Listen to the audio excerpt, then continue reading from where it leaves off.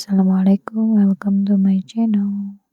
Subtopik yang ketujuh, topik yang ke-25, Kitabul Adhahi. Topik yang ke-35, Kitabul Adhahi. Subtopik yang ketujuh.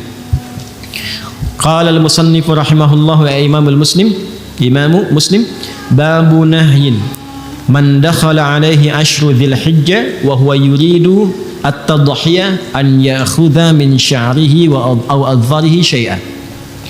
Subtopik bab yang menerangkan tentang larangan, sunnah hukumnya, bukan sifatnya haram tapi sunnah. Larangannya sifatnya sunnah. Siapapun muslim beriman yang sudah memasuki 10 Dzulhijjah,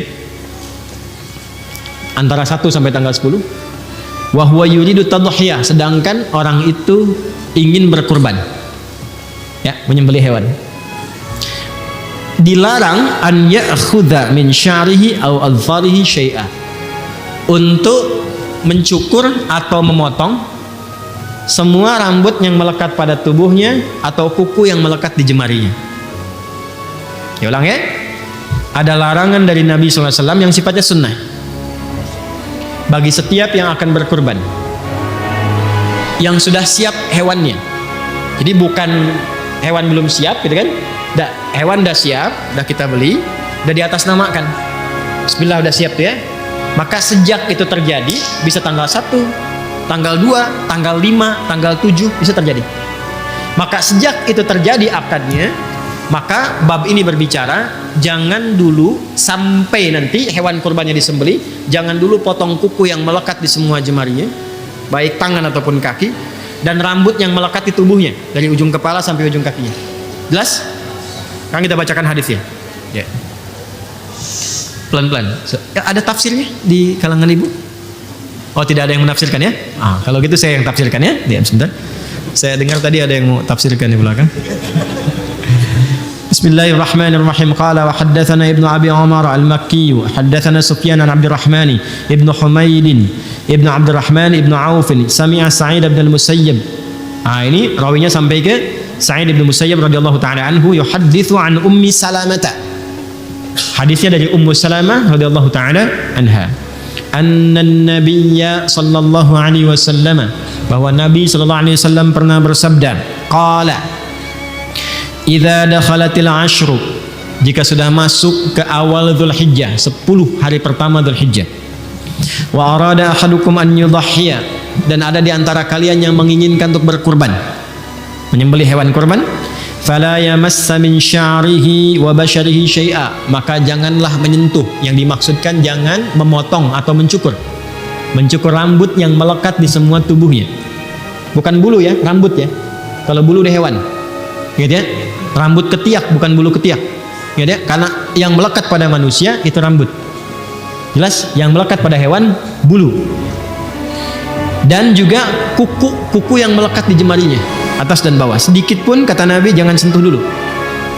Qila li Sufyana, ya, disampaikan kepada Imam Sufyan as-Tsauri, fa inna ba'dahum la yarfa'uhu qala lakinni arfa'uhu. Baik, teruskan dulu. Ini yang dimaksudnya apakah hewannya atau orangnya? Kan ada yang menafsirkan hewannya karena diharapkan jadi tunggangan di akhirat yang enggak berkurang kuku dengan bulunya. Ada yang menafsirkan demikian, kita hormati. Tapi kalau saya pribadi lebih cenderung kepada orangnya, bukan hewan kurbannya. Jelas ya? Alasannya ada 2, bahkan 3 dari sudut pandang bahasa. 1, dari asbabul wurud hadis ini. Jadi kalau ngaji Sahih Muslim itu begini, ada yang pokok, ada yang titik 2 nih di bawahnya. Kelihatan ya kalau dekat ya, titik 2 tuh di dalam kurung. Nah, yang titik 2 ini biasanya menunjukkan peristiwa yang terjadi terkait hadis itu, ya, atau dikenal dengan sababul wurudnya, atau syarah dari hadis yang di atasnya. Kenapa Sa'id bin Musayyab radhiyallahu ta'ala anhu meriwayatkan ini dari Ummu Salamah? Karena ada kejadian. Apa kejadiannya? Kita baca di bawahnya. Ya. Perhatikan baik-baik. Titik 3 yang di bawah. Qala wa haddatsani Hasan bin Ali al-Hulwani, haddatsana Abu Usama, haddatsani Muhammad bin Amr, wa haddatsana Amr bin Muslim ibn Hasan al-Laythi, qala kunna fil hammami qubail al-adha. Ini kisahnya. Jadi ada yang bernama Hasan al-Laythi dengan teman-temannya itu sedang ada di kamar mandi umum bareng-bareng. menjelang Idul Adha. Menjelang Idul Adha. Kalau kita yang mau masuk tanggal 10 lah, dekat-dekat ke Idul Adha ya, bisa 8 bisa 9 karena Qubail itu mendekati. Kemudian apa yang terjadi? Fattala fihi nasun faqala ba'dhum ahlul hammami inna Sa'id bin al-Musayyab yaqra'u hadha aw yanha anhu.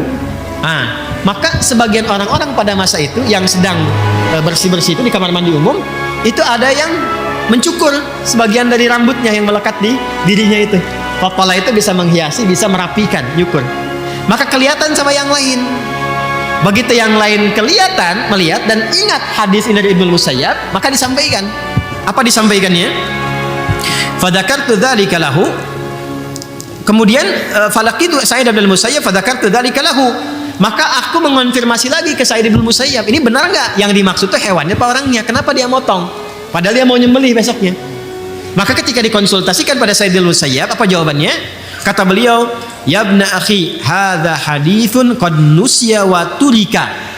Kemudian haddatsatni Ummu Salamah zaujun Nabi sallallahu alaihi wasallam qalat qala Rasulullah sallallahu alaihi wasallam bima'na hadithi Muadzin an Muhammad bin Amr. Maka setelah itu apa komen Sa'id bin Musayyab? Kata beliau, "Ya akhi, saudaraku, makna hadis ini sekarang banyak yang lupa sehingga meninggalkan tuntunannya." Jadi dikomentari oleh beliau itu dalam bahasa halusnya, itu nggak tepat dipotong itu, jangan dulu dipotong. Ya, jangan dicukur dulu, kuku jangan dulu dipotong, rambut jangan dicukur dulu. Kenapa? Karena ada hadis dari Ummu Salamah radhiyallahu taala anha, hadisnya begini. Maka disebutkan lagi hadis yang tadi. Jadi ini konfirmasi yang dimaksudkan, jangan dulu potong kuku atau mencukur rambut yang melekat di tubuh pelaku kurbannya, orangnya bukan hewannya. Jelas? Walaupun dalam konteks ini tetap menghormati yang memahami pada hewannya. Paham? Satu. Kedua, kalau kita baca syarah yang lain di kitab yang lain, maka apa hikmahnya nggak potong kuku dulu, nggak cukur rambut dulu, supaya yang berkurban itu sama-sama nilainya disamakan dengan orang yang sedang menggunakan pakaian ihram dalam wukuf hajinya di Arafah. Kalau sudah pakai pakaian ihram boleh gunting kuku nggak? Nggak. Cukur rambut boleh nggak? Nggak. Maka apa yang berlaku bagi yang haji di sana esensinya bisa didapatkan oleh orang yang ada di sini yang tidak berhaji. Salah satunya karena itu kenapa ibadahnya digunakan dengan menggunakan kata kurban. Kurban itu proses mendekat kepada Allah. Jadi disamakan yang di sana mendekat kepada Allah, yang di sini mendekat kepada Allah. Nabi itu tahu nggak semua umatnya bisa berangkat haji. Karena itu diberi kesempatan. Kalaupun nggak sempat untuk haji, maka lakukan amalan yang esensinya bisa mendapati yang sama didapati oleh orang yang wukuf di sana. Kalau di sana pakai pakaian ihram, di sini kurban, ya kan? Sama-sama kurban, sembelih. Berlaku hukumnya, di sana nggak boleh potong kuku, sini jangan potong kuku dulu. Di sana jangan potong rambut, sini jangan potong rambut dulu. Jelas sampai sini? Maka diharapkan baik yang kurban di sini atau kurban di sana dalam bentuk wukuf sama-sama membangun kedekatan kepada Allah Subhanahu wa taala. Jelas? Sekarang Ustadz, saya haji belum bisa melakukan. Bayar sudah, visa nggak keluar misalnya. Atau belum bayar, visa juga nggak keluar. Ya mungkin itu memang pasti gitu ya. Belum bisa berangkat intinya. Tapi kurban pun belum punya kemampuan. Maka apa yang terjadi? Amalan ketiga. Kata Nabi, tunaikan puasa. Siyamu yaumi Arafah. Yaumnya menunjuk kepada waktu, Arafahnya menunjuk kepada momentum yang dikerjakan di Arafah oleh orang-orang yang haji. Kalau yaumnya berarti menunjuk kepada waktu, tanggal 9. Jelas ya? Dikerjakannya tanggal 9. Tapi saat menunaikan di tanggal 9 itu jangan cuman menahan lapar dan haus. Kalau seperti itu cuman puasa biasa, tahan lapar, tahan haus, tahan seksual. Itu biasa. Kerjakan puasanya seperti orang wukuf di Arafah. Apa yang dikerjakan orang wukuf itu? Dia banyak bermuhasabah. Dia banyak mengoreksi diri. Dia banyak mengenal kekurangan dirinya, makanya disebut wukuf Arafah. Dia kenali kekurangan dirinya. Dia kenali Allah yang selama ini belum dekat dengan Allah. Jadi puasa yang dikerjakan itu sambil koreksi diri. Dosa apa yang selama ini dilakukan? Karena itu bersamaan dengan itu yang kurban lewat hewan bisa juga sambil puasa. Yang tidak kurban bisa puasa, yang haji lewat wukuf. Maka puncaknya ketika selesai wukuf itu, kan ke Muzdalifah kan, yang haji. dia membawa kemudian kerikil 7 buah untuk dilontar dalam jumrah ke Aqabah. Begitu dia melontar, yang dilontar itu kan hasil renungannya tanggal 9. Saya ini sifat buruknya begini, kurang baiknya begini, kurang dekat dengan Allahnya seperti ini. Dia berharap semua sifat itu dilontar sehingga ketika dilontar hilang itu dalam dirinya dan pulang menjadi lebih baik. Maka dia katakan Bismillah ya Allahu Akbar, lontar. Bismillah ya Allahu Akbar, lontar. Setelah selesai dia wukuf di Arafah, dia pindah ke Muzdalifah, dia berzikir. Saat kita selesai dengan Arafah itu, kita puasa tanggal 9, bukankah sama-sama kita zikir? Ya kan? Maghrib ya kita zikir Allahu Akbar, Allahu Akbar, Allahu Akbar. Tanggal 10 di sana melontar, tanggal 10 di sini menyembelih. Dan bacaannya sama, di sana Bismillah ya Allahu Akbar, di sini Bismillah ya Allahu Akbar. Di sana menghilangkan sifat-sifat buruk. Sifat buruk itu dalam bahasa Quran munculnya dari sifat fujur. Fujur itu nama lain dari nafsu. Nafsu itu sifat hewani, lawannya takwa. Takwa sifat malaikat. Jadi kita itu ada sifat hewani, ada sifat malaikat. Maka kita harus mengekang, mengendalikan sifat hewani supaya sifat takwanya muncul. Maka yang di sana dilakukan lewat wukuf, yang di sini digambarkan lewat menyembelih hewan. Maka dengan harapan ketika disembelih itu bukan cuma disembelih Bismillah ya Allahu Akbar, puncit, bukan begitu. Bukan. Bismillah ya Allahu Akbar, rasakan dengan mengalirnya darah itu, maka mengalir pula sifat-sifat hewani kita yang cenderung mengajak kepada perilaku yang buruk.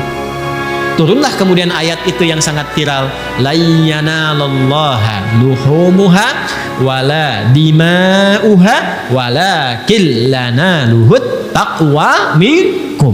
Perhatikan kalimat akhirnya, walakin yanaluhut taqwa minkum. Yang sampai kepada Allah itu bukan dagingnya, bukan darahnya, tapi yang diterima oleh Allah ketakwaannya.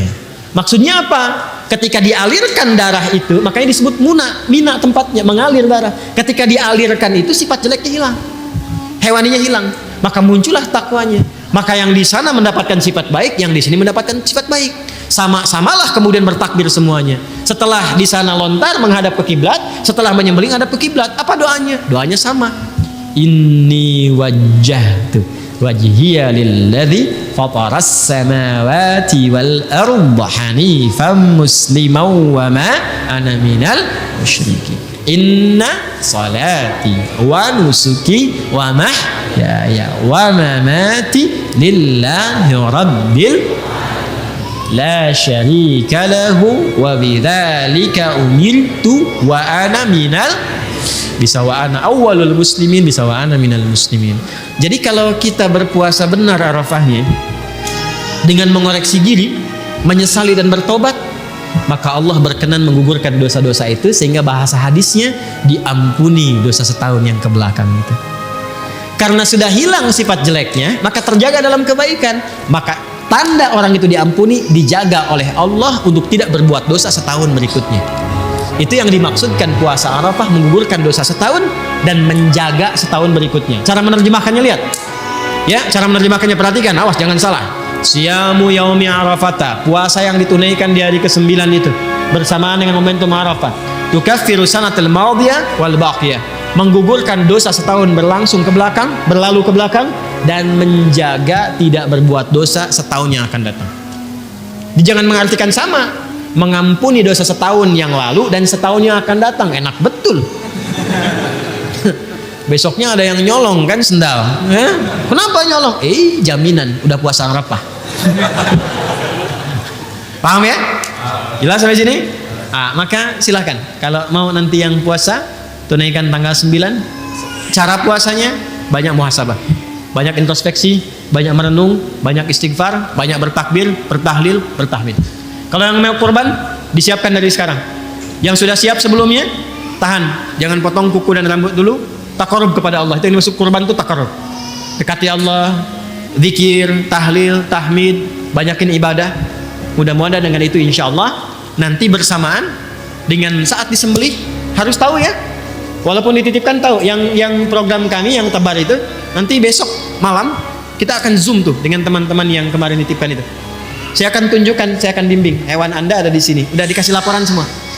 Alhamdulillah ada yang selama hidupnya baru menerima hewan ini untuk bisa makan daging itu seumur-umur. Ya, jadi ketika sampai ke situ, masyarakat di desanya di bawah lembah dekat gunung. Alhamdulillah Ustaz, ini baru seumur-umur dapat hewan kurban untuk ini. Alhamdulillah. Nanti kita akan tunjukkan kurbannya Bapak Ibu di wilayah ini, di wilayah ini. Nanti disembelih kapan? Kita tunjukkan fikihnya, lakukan ini, doanya ini, kemudian evaluasinya seperti ini. Insya Allah yang ikut itu besok malam saya Zoom. Yang lain bisa menyimak supaya bisa ambil manfaatnya juga insya Allah ya. Barakallahu fikum. Terima kasih sudah menonton.